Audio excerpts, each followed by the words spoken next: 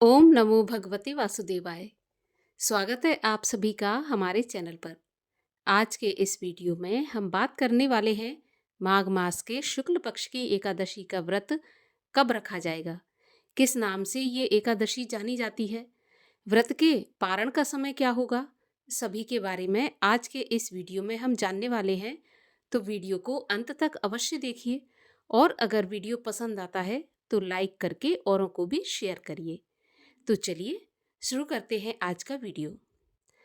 माघ मास के शुक्ल पक्ष की एकादशी को हम जया एकादशी के नाम से जानते हैं। जया एकादशी का व्रत करने से ऐसा माना जाता है कि मनुष्य को मृत्यु के बाद पिशाच या भूत प्रेत की योनि में नहीं जाना पड़ता है। तो जो भी जया एकादशी का व्रत श्रद्धा पूर्वक करते हैं उनको भगवान श्री हरि विष्णु की कृपा प्राप्त होती है और उनके जो पूर्वज हैं उन्हें भी स्वर्ग में स्थान प्राप्त होता है। अगर हम जया एकादशी का व्रत करके अपने पितरों को या पूर्वजों को उसका पुण्य फल समर्पित कर देते हैं तो पितरों को मोक्ष की प्राप्ति होती है। जया एकादशी के व्रत का महत्व समझाते हुए भगवान श्री कृष्ण युधिष्ठिर से कहते हैं कि युधिष्ठिर, माघ मास के शुक्ल पक्ष में जो एकादशी होती है उसका नाम जया है। सभी पापों को हरने वाली ये उत्तम तिथि है। पवित्र होने के साथ साथ पापों का नाश करने वाली है और मनुष्यों को भोग और मोक्ष प्रदान करने वाली ये तिथि है। इतना ही नहीं, इस व्रत से ब्रह्म हत्या जैसे पाप और पिशाचत्व का भी विनाश होता है। इसलिए सभी मनुष्यों को इस एकादशी का व्रत अवश्य करना चाहिए, जिससे मनुष्यों को कभी भी प्रेत योनि में नहीं जाना पड़ता। ऐसा जया एकादशी का महात्म्य है। अब एकादशी के दिन जो भी भक्तगण व्रत धारण करते हैं उन्हें दशमी के दिन से ही नियमों का पालन करना होता है। दशमी के दिन सूर्यास्त के बाद से ही नमक का और अन्न का त्याग करना होता है। नमक अन्न का सेवन न करें, पृथ्वी पर शयन करें और पूर्ण रूप से ब्रह्मचर्य का पालन करें। रात्रि में ही मुख शुद्धि करके सोएं। अगले दिन एकादशी पर प्रातःकाल ब्रह्म मुहूर्त में उठें, स्नान आदि से निवृत्त होकर भगवान सूर्य को जल अर्पित करें। इसके बाद हाथ में जल और पुष्प लेकर एकादशी व्रत का संकल्प करें, क्योंकि बिना संकल्प के कोई भी व्रत पूर्ण नहीं माना जाता, तो संकल्प अवश्य लें। इसके बाद प्रातःकाल भगवान श्री हरि विष्णु की विधि विधान से पूजा करके एकादशी व्रत की कथा सुननी चाहिए।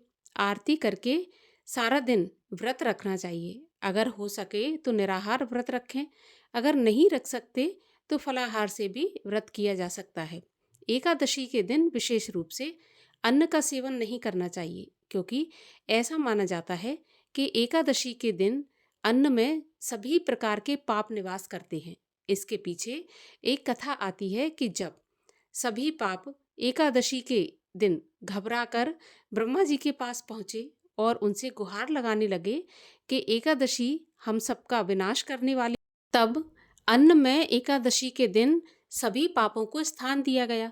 और ऐसा माना जाता है कि एकादशी के दिन जो कोई भी अन्न का सेवन करता है, अन्न अर्थात किसी भी प्रकार का अन्न हो, केवल चावल ही नहीं, सभी प्रकार के जो अनाज होते हैं, दालें होती हैं, उनमें पाप का निवास होता है।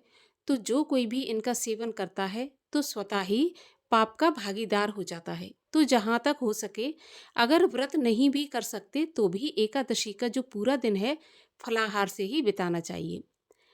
इसके अलावा एकादशी के दिन तुलसी पत्र भी नहीं तोड़े जाते, परंतु भगवान विष्णु की सेवा में या पूजा में भोग स्वरूप तुलसी पत्र अर्पित किए जाते हैं।